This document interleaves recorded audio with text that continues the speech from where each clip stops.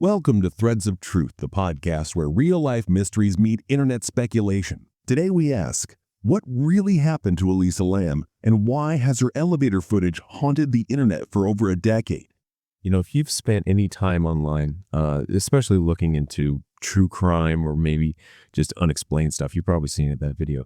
It's grainy, it's really unsettling surveillance footage of a young woman, Elisa Lam, inside an elevator. And her movements are just, they're really erratic, almost like frantic. She rushes in, slams all the buttons on the panel, like every single one. She steps back, kind of peers out into the hallway, really cautiously, almost like she's hiding from someone or something you can't see. She steps back in, waits, then steps out again, and she starts making these incredibly strange, almost theatrical hand gestures. It looks like she's talking to someone, but there's no one there, just thin air, before she finally just wanders off camera. It's a really chilling 4 minutes, super disquieting, and it's captivated millions of people around the world. It sparked this huge amount of analysis, fueled, a whole flood of online theories that have been going on for years now. Honestly, it's hard to watch it and not get that weird knot in your stomach, Yeah. Absolutely. And it's important to remember, this isn't just any elevator. This is inside the Cecil Hotel, which is, well, notoriously infamous. It's got these grim nicknames like America's Hotel of Death, or, maybe a bit more dramatic, the most haunted hotel in Los Angeles. This place doesn't just have like a bad reputation. It feels like its history is woven right into the building itself. Like the hotel is a character in the story. We're talking about a place with a really, really dark past going back decades, just full of these grim stories, violence, numerous suicides, and these unsettling connections to some really notorious serial killers. So that backdrop, that grim setting, it really primes you for an eerie feeling. It makes it the perfect, though obviously tragic, stage for a mystery like Elisa Lam's. Yeah, absolutely. It's like the location itself almost invites the macabre, doesn't it? And the footage alone is just so perplexing. But then the way her story ends, it's even more baffling. So what was really driving her actions in that elevator? What was going on there? And maybe the most disturbing question of all, how did this young woman, last seen acting so bizarrely in that elevator, end up naked, floating in a closed water tank on the hotel roof, unseen, unheard? That's really the core question we want to unpack for you today. We're going to meticulously sift through the facts, the official story, and then that whole whirlwind of internet theories, trying to get to the heart of this enduring enigma. We'll dive deep into every thread we can find, guiding you through what we know and, well, what we still don't. Okay, so let's start by grounding ourselves. Let's look at the known facts about Elisa Lam herself and her trip to LA. Elisa was 21 years old, a Canadian student studying at the University of British Columbia. By all accounts, bright, curious, adventurous. She was on the solo trip down the west coast to the U.S., something lots of young people do, exploring. She arrived in Los Angeles by Amtrak train on January 26, 2013, and she checked into the Cecil Hotel. The plan was just a few days stay, apparently, before heading further up the coast. Now, here's a really critical detail, one that underlines why alarm bells started ringing later. Elisa was in daily contact with her family back home. They spoke regularly. It was a habit. So when those calls suddenly stopped, it was immediately concerning, really alarming for them. This wasn't someone who just, dropped off the map. Her family knew her routine. When it broke, they knew something was wrong. Exactly. And that's where the Cecil Hotel itself really becomes part of this unfolding tragedy, not just as a setting, but almost like an active element.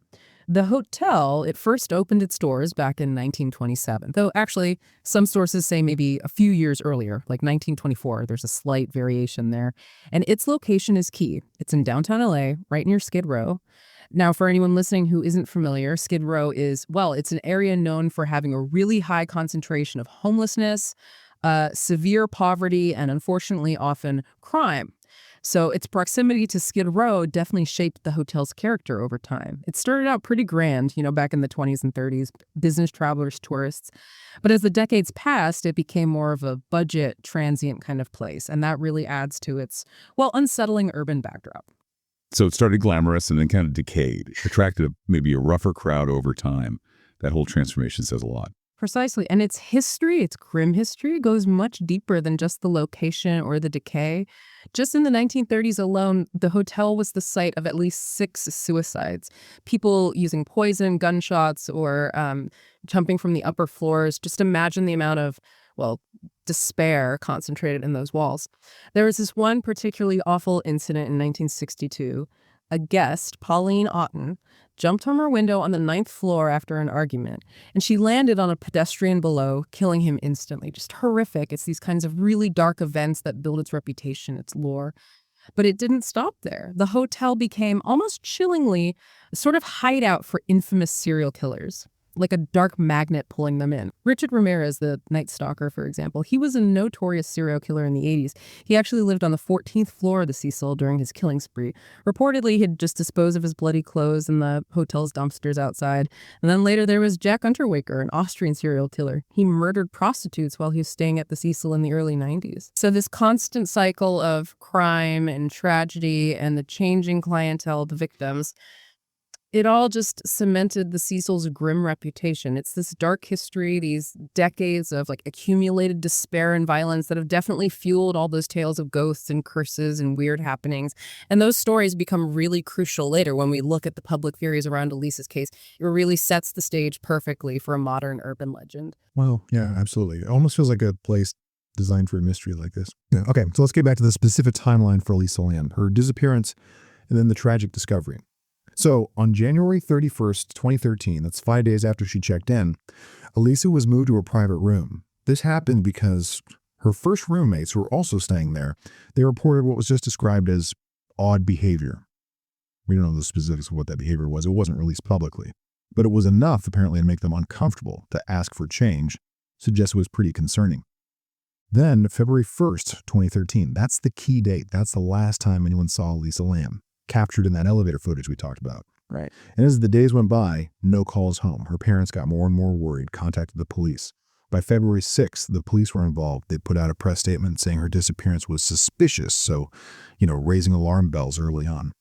Then, about a week after that, February 13th, the LAPD makes this huge decision. They release that elevator video, the CCTV footage from February 1st. And this decision, it just ignited a global firestorm. Suddenly, everyone was watching it, analyzing it. It wasn't just an appeal for info anymore. It unleashed this flood of public analysis. Millions of people became armchair detectives overnight, poring over every single frame of that unsettling video, trying to figure out what on earth she was doing. It went viral almost instantly. You saw threads popping up everywhere. Reddit, forums, YouTube channels, all dedicated to just understanding that video. Mm-hmm. And the speculation just grew and grew from there, really fueled by the mystery. Then, 10 days after the video came out, on February 19th, 2013, her body was found. Tragically. And it was actually a pretty mundane complaint that led to it. Maintenance workers at the Cecil, they were getting reports from guests. Low water pressure? Seemed like a minor problem, right? But it led to something horrifying. They went up to the roof to check the big water cisterns, the industrial tanks that supplied the hotel, and there, floating naked in one of those tanks, they found Elisa Lam's body. And here's a detail that became a huge focus later. Most of the other tank lids were closed, but the lid on the specific tank Elisa was in, it was noted as being open when they found her. And these tanks, just to give you a sense, they're massive, about 10 feet tall, maybe 4 feet across. Big, imposing structures up there. God, I can't imagine the shock for those workers. Just awful. So, okay, they find the body. We have this bizarre video. Mm-hmm. What did the official investigation conclude? What was the ruling from the LA County coroner? Right, the official findings. They came out in the LA County coroner's report in June 2013. And this gives us that crucial factual anchor in a case that's otherwise just swirling with mystery. They ruled her death an accidental drowning. That was the key official conclusion based on the evidence they gathered. And importantly, the forensic details. Absolutely no signs of physical trauma on her body. None. Which really goes against any theories involving, a violent struggle or foul play. Toxicology reports were also clear. No illegal drugs, no alcohol in her system. The only things present were her prescription medications for her condition. However, her bipolar disorder was listed as a significant contributing factor to her death. And this lined up with a statement from the Cecil Hotel's general manager at the time, Amy Price. She reported that Lam had apparently told staff she'd stopped taking her bipolar medication shortly before she disappeared. Now, obviously, we're not doctors, but it's known that severe episodes of bipolar disorder, especially mania or psychosis, can involve really erratic behavior, paranoia, maybe impulsivity, hallucinations, even a distorted sense of reality. This can lead to disorientation and sometimes, tragically, a lack of awareness of danger. The coroner's report also noted things consistent with drowning. Her personal items, her wallet, her bag, they were found in the tank with her. Her hair was wet. It all pointed towards the drowning hypothesis. As for getting into the tank, well, the police and hotel staff seemed to believe the lid, which was heavy, had been opened at some point. An eyewitness even noted it being open, but how she got up there and managed that lid, that remained a really persistent question for a lot of people. And legally, what happened with the hotel? Given all these questions about security, rooftop access, the tank, was there any legal fallout for them? Well, after Elisa's death, her parents did sue the Cecil Hotel. This was in 2013. They sued for negligence, arguing the hotel had a duty to keep guests safe and had failed to properly secure the premises, particularly the roof access. However, the case was ultimately dismissed by a judge in 2015.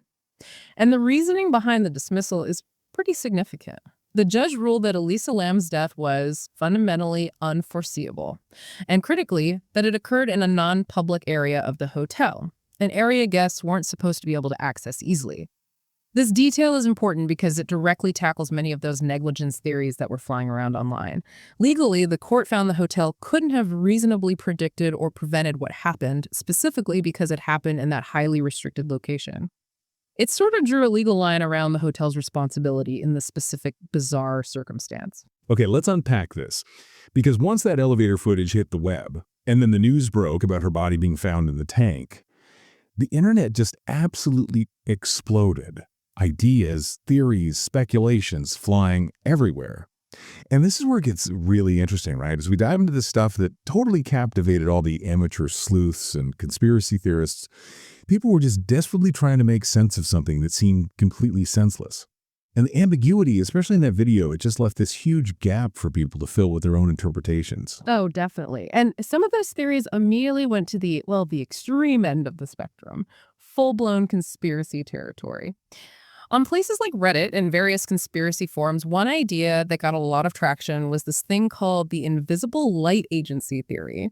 Apparently, this was some kind of rumored secret tech group that was once supposedly listed at the Cecil Hotel's address. Some thought it was a front. And online sleuths started trying to connect Elisa Lam to, secret government experiments, maybe mind control, even big defense contractors like Raytheon.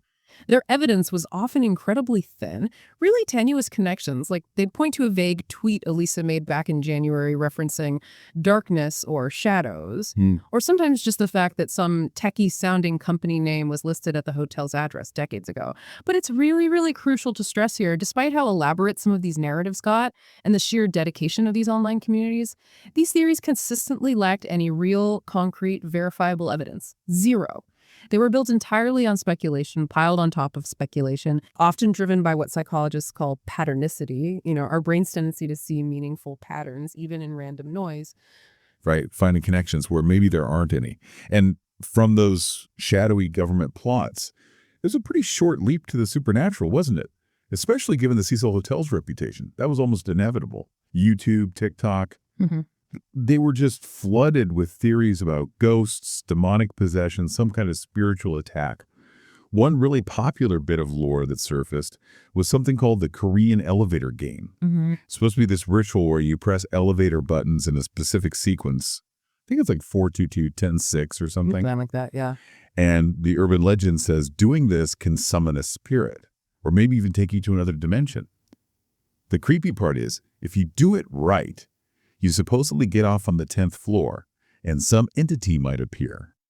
So a lot of internet users looked at Elisa frantically pushing all those buttons in the video and thought maybe she was trying to play this game, or maybe she was desperately trying to escape something supernatural that was already in the elevator with her. And her hand movements, those really weird gestures, they were often interpreted as her talking to something unseen, a ghost, a demon, hiding just off camera, or maybe even fighting off possession. And you can still find videos on TikTok today, these dramatized things with glowing water effects or ghosts appearing near the water tank. That stuff definitely amplified the supernatural theories, made them feel more real, more terrifying to a huge audience. There were even theories about a jealous guest, or of course one of the Cecil's resident ghosts being the killer. Even though, no actual suspects ever came out of the police investigation, it just shows how powerful a spooky story can be, even with no proof. Yeah, it really does. But in, stark contrast to those more fantastical theories, there was another perspective that gained a lot of traction, one that was more grounded, though still intensely debated. And that focused on mental health. A lot of online discussions, especially on Reddit and forums where people were trying to be more analytical, pointed directly to Elisa Lam's known history, her struggles with bipolar disorder and anxiety. And what made this theory feel more compelling to many was Elisa's own voice. Her personal blog, her Tumblr posts, they offered this incredibly raw, honest, and frankly deeply moving look into her life. She openly wrote about her battles with depression, how hard it was to manage her condition. She talked about feeling paranoid sometimes, the difficulty of staying on her medication, even at times expressing this desire to just escape her own mind. So this personal insight, it really fueled the theory that maybe she had stopped taking her medication, which was also suggested, as we mentioned, by the hotel manager, Amy Price. People arguing for this theory said, look, her behavior in the elevator, the frantic button pushing, the hiding, those panicked movements, it's actually highly consistent with someone having a severe manic or possibly a psychotic episode. During an episode like that, someone might experience intense paranoia, disorientation, maybe hallucinations. They might genuinely believe they're in danger or need to hide from something that isn't really there. So this perspective suggests she might have ended up in the water tank during such an episode, perhaps seeking refuge, a place to hide from a perceived threat, or maybe in a state of profound suicidal despair. But crucially, it might have been an unintentional drowning, meaning the act itself wasn't necessarily a calculated suicide attempt, but more a tragic outcome of being in a severely altered mental state, disoriented, confused, and tragically unaware of the lethal danger she was putting herself in. That's a heavy possibility to consider. And then alongside the mental health angle, you had theories focusing squarely on the hotel, questioning their responsibility, or even hinting at foul play involving the hotel itself. On YouTube, on forums, people kept hammering on these points about hotel maintenance, security. Some even speculated about a cover-up. And the most persistent questions, the ones that just wouldn't go away, were about access. How did she get up there? How did Elisa Lam get onto the rooftop? It was supposed to be locked, maybe even alarmed. Right. Reports varied a bit on that. Some suggested fire escapes could potentially provide access, bypassing the main door. And while that door was supposed to be locked and alarmed, there were rumors it wasn't always secure, that guests sometimes found ways up. Okay, so maybe access wasn't impossible. But then the next huge question, how did she, a relatively small young woman, manage to open that water tank lid? By herself. You said those tanks are 10 feet tall. The lids are made of heavy steel. Yeah. How's that possible? That's the million-dollar question for many, yeah. The lids are indeed very heavy. So these specific points, the roof access, the heavy lid, they really fueled speculation. Maybe the hotel was hiding something. Maybe another guest was involved. And we know her parents sued for negligence, arguing these security lapses were factors. But as you said, that lawsuit was dismissed. The court didn't find the hotel legally negligent in a way that directly caused her death. Correct. But that legal outcome didn't really quiet the online debate about those practical access questions at all. And beyond the theories directly about how she died, the internet also did what it does best. It found weird connections. It linked her case to pop culture in ways that added this extra layer of eerie coincidence. This just captivated people even more. One of the most talked about parallels was with a Japanese horror movie from 2002 called Dark Water. People on blogs, on Reddit, they pointed out these incredibly unsettling similarities. The main plot of the movie involves a drowned child found in a building's water tank. It's an almost uncanny echo of how Elisa was discovered. Wow, that is creepy. It is. And adding to it, characters in the movie have names like Dahlia and Cecilia, which sound eerily similar to Cecil, or maybe even seem like a nod to the Black Dahlia case, another infamous, unsolved LA mystery with its own dark history tied to the downtown area. Now, this connection is almost certainly pure coincidence, right? But it definitely amplified that mysterious, unsettling vibe around Elisa's death for a lot of people. It made it feel less like a random, tragic accident and more like something out of a horror script. Yeah, I can see how that would fuel the fire. Absolutely. And then, some of the more fringe conspiracy channels online tried to weave her case into even bigger tapestries, linking it to the Black Dahlia rumors more directly, or even obscure cults, trying to make her tragedy part of some larger, more sensational urban legend. But again, it's so important to be clear. These connections were entirely unsupported by any actual evidence. They just tapped into our human desire for narrative, for finding patterns, no matter how thin the thread. Okay, so we've laid out the timeline, the official findings, the hotel's dark history, and this massive web of internet theories from conspiracies to ghosts to mental health. So what does this all mean when we try to actually piece it together? Let's step back now. Let's connect this to the bigger picture. Try to figure out what really aligns with the evidence we have and what seems to be more internet myth. It's time to critically evaluate all this information we've just gone through. Yeah, and what's truly striking when you do that is the stark contrast. The difference between the official findings and the just pervasive public narrative that really took root online. Official statements, the coroner's report, police investigation that consistently point towards accidental drowning, with Elisa Lam's diagnosed bipolar disorder playing a significant tragic role. That's the conclusion supported by the forensics, the toxicology, the lack of trauma. But the public narrative, the story that spread like wildfire online, driven by, our collective need for a really compelling story, that overwhelmingly amplified the conspiracy theories, the horror elements, the supernatural angles. Amy Price, the Cecil GM we mentioned, she was in that Netflix series, Crime Scene, The Vanishing at the Cecil Hotel, and she also spoke to Fox News more recently, I think in 2023. She has openly pushed back against those conspiracy narratives. She called Lam's death very heartbreaking, but she also stated firmly it was not mysterious. She urged people to focus on Elisa's real struggles with mental health rather than getting lost in sensational ghost stories or these elaborate, unfounded plots. And this really highlights how online accounts often tend to cherry-pick details, doesn't it? They'll grab onto things like the open tank lid or those initial complaints about water quality from guests, and they'll amplify those details specifically to create suspense, to fuel the really outlandish theories. Rather than presenting, a balanced picture based on all the available evidence, it becomes more about crafting a captivating story, even if that story drifts away from the established facts. That's so true. And when you actually weigh the evidence against those internet myths, a pretty clear picture does start to emerge, I think. The official ruling, accidental drowning, gets really strong support from the simple fact that there were zero signs of trauma on Elisa's body. It's a huge piece of evidence. It powerfully refutes theories about violent foul play, about her being murdered and put in the tank. If there had been a struggle, an attack, forensics almost certainly would have picked something up. Extremely likely. And while, many of the wilder theories, mind control, actual ghosts, seem like pure internet creations, the concerned reality of her bipolar disorder does align disturbingly well with the behavior we see in that elevator video. It offers a more grounded, though still incredibly sad and tragic, explanation for actions that otherwise look completely inexplicable. It's a difficult truth, maybe, but it fits the facts we actually have. It does, and yet, even with the official ruling, even with the understanding of her mental health condition, there is still that one nagging practical question, the one that keeps fueling speculation, keeps this case alive in the public mind. It's arguably the biggest unanswered piece. How?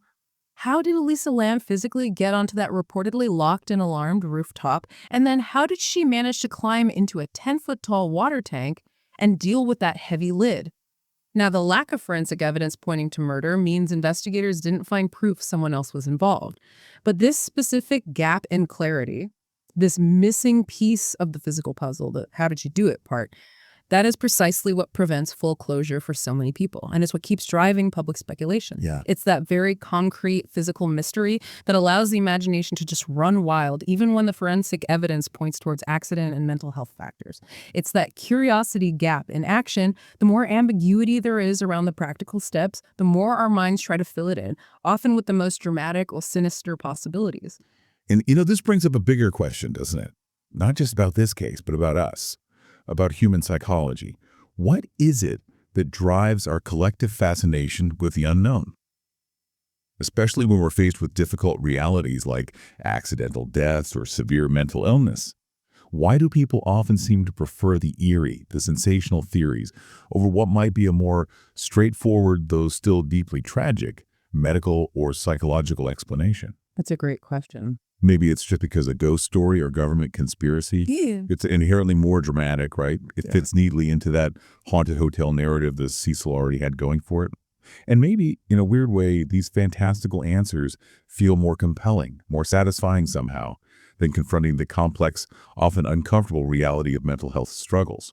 It might be easier, in a way, to imagine a ghost than to truly grapple with the vulnerability of a mind in crisis. I think that's a really crucial point, and it's probably the most important takeaway from digging into this case. Despite the undeniable mystery, despite the huge internet fascination that still surrounds Elisa Lam's death, it is so vital that we gently but firmly remind ourselves this was a real person, a real young woman, a bright student who was clearly struggling profoundly with a serious mental illness.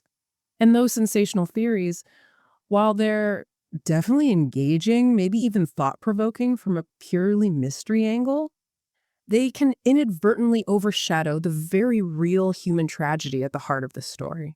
They risk distracting us from the importance of understanding and talking about and addressing mental health challenges in our society, and they can overshadow the empathy that's owed to Elisa and certainly to her family who lost her.